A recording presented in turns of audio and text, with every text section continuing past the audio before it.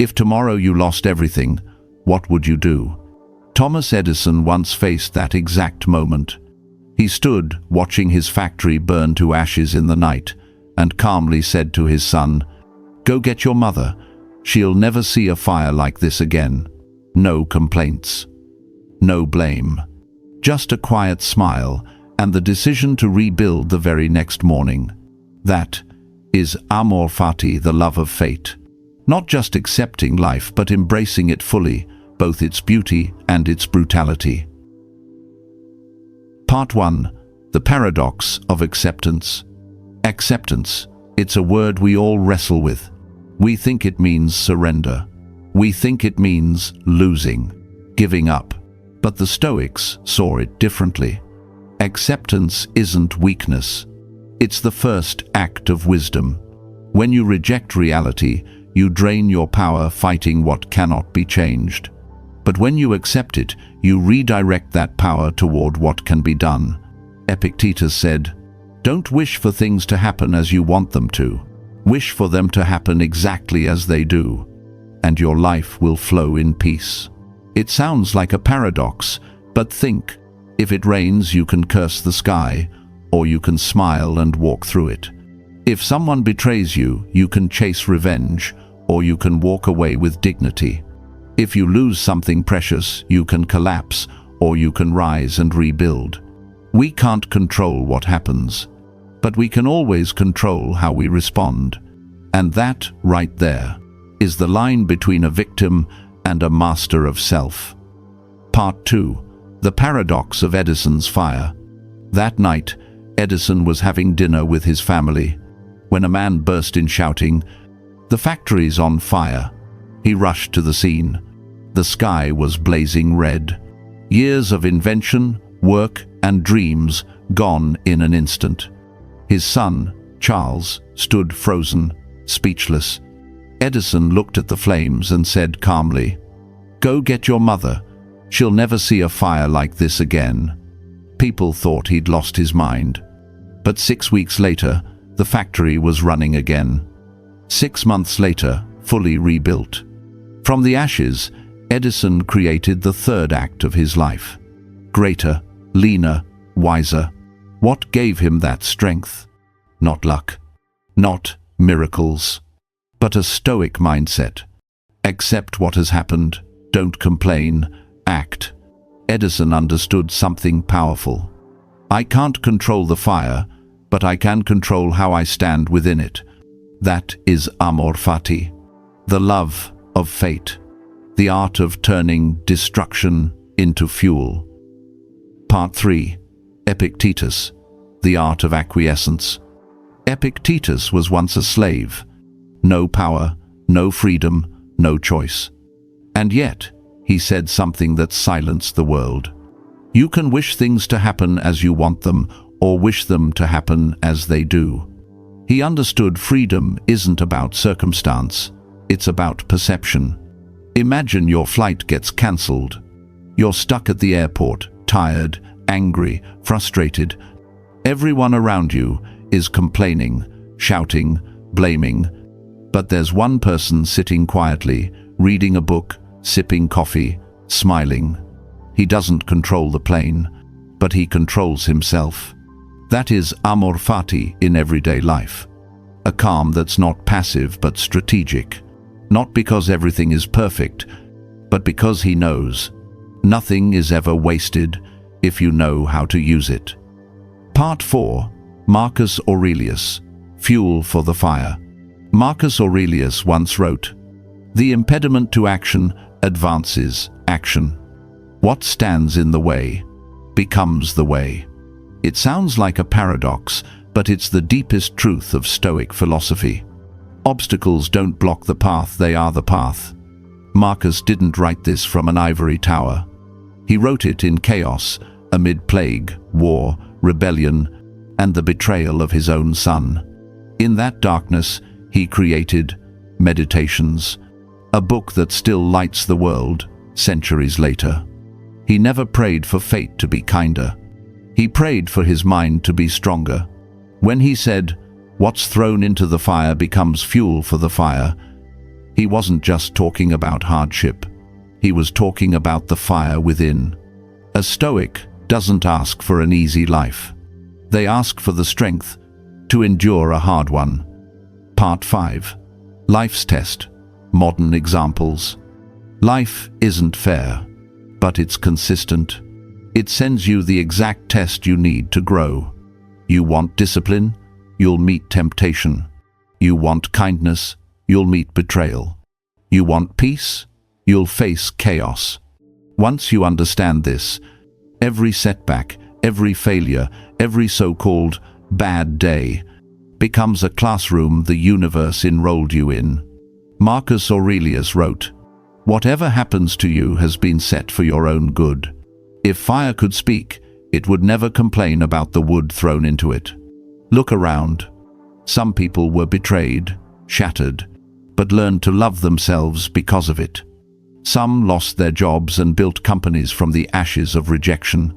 An American figure skater, paralyzed after an accident, could never compete again, so she became a coach, guiding others to gold. She said, "I didn't lose my dream, I just changed how I live it." Failure doesn't destroy you. Denying reality does. A man once told his story, and his wife left, and he drowned in alcohol for 3 months. Until one night, staring into the mirror, he saw a stranger in his own reflection. That moment broke him open. He said, "I couldn't change that she left, but I could change how I lived." He started running, reading philosophy. 2 years later, he was teaching others how to heal without losing themselves. That is Amor Fati. Not, "I love my pain," but "I love the person I became because of it." Part 6. The Adversity of Robert Greene, When Fate Tests Your Philosophy. Robert Greene wrote dozens of books on power, mastery, and Stoicism. He taught acceptance. He preached calm in the face of chaos. And then one day fate said, "Good, now let's see if you can live it." It might did. He had a stroke. Half his body paralyzed.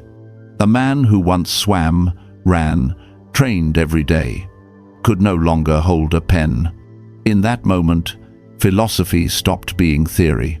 It became survival. He said, "I can't say I love my stroke, but I've accepted it and learned more from it than any book could ever teach me." He had to relearn how to use his hand, how to walk, how to write, and most of all, how to live without anger. That's a deeper layer of Amor Fati. Not, "I love this suffering," but "I love the process it forced me to go through." A mature kind of love. Not blind, not romantic, but disciplined, aware, and fiercely alive. Part 7. Nietzsche. Love everything that happens. Friedrich Nietzsche once said, "My formula for greatness in a human being is Amor Fati. To want nothing to be different. Not forward, not backward, not for all eternity." He wasn't talking about a soft kind of love. He meant total acceptance so complete that if you could live life again, you'd want everything to repeat exactly the same. The joy and the sorrow. The victories and the losses. Because if you remove pain, you lose depth. If you remove mistakes, you lose wisdom. To love your fate isn't to glorify suffering. It's to honor the strength it gives you.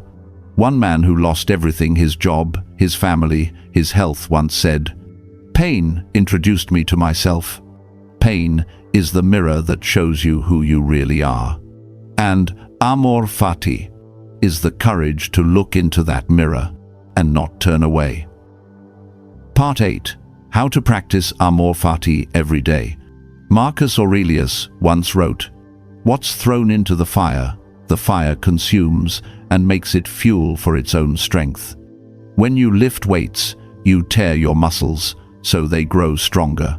When you learn a new language, you make 1,000 mistakes, so you can speak with flow. When you love and get hurt, you learn to love with maturity. Every hardship is a workout for the mind. And Amor Fati is the training program that never ends. Here are 3 daily habits to live it. 1. Pause before reaction. Before you respond, stop for 3 seconds. Those 3 seconds are the difference between being ruled by emotion and ruling yourself. When someone insults you, when your plan collapses, don't react. Those 3 seconds, that's where Stoicism begins. 2. Ask, what is this teaching me? Every obstacle carries a lesson. A man who lost his job learned not to tie his worth to a title. A woman betrayed learned that no one can steal her true value. When you change the question from, why me, to, what is this teaching me? You turn pain into a teacher. 3. Act with gratitude. Be thankful not because life is easy, but because you still have the power to respond with grace. Thank the rain, it teaches warmth. Thank failure, it teaches humility. Thank those who hurt you, they reveal the boundaries of your trust. These habits won't make life easy, but they will make you unbreakable. Conclusion. Turn your fire into light. Amor Fati doesn't teach you to love pain. It teaches you to see through it, to find meaning inside the flames. When life throws you into the fire, don't ask, why me? Ask, what part of me is this fire forging? Remember, Edison smiled in the fire. Marcus wrote philosophy in the midst of war. Nietzsche embraced madness to glimpse the light. Robert Greene relearned how to move his hand to teach others patience. And you, whatever you're facing, you too can choose Amor Fati. Because Stoicism never promised a gentle world. It promised a stronger mind. Nietzsche said, love your fate. Not because it's easy, not because it's beautiful, but because it's yours. Pain, betrayal, loss. Each one is a teacher. Each one, a forge shaping your soul. Every person is given a fire to test their spirit.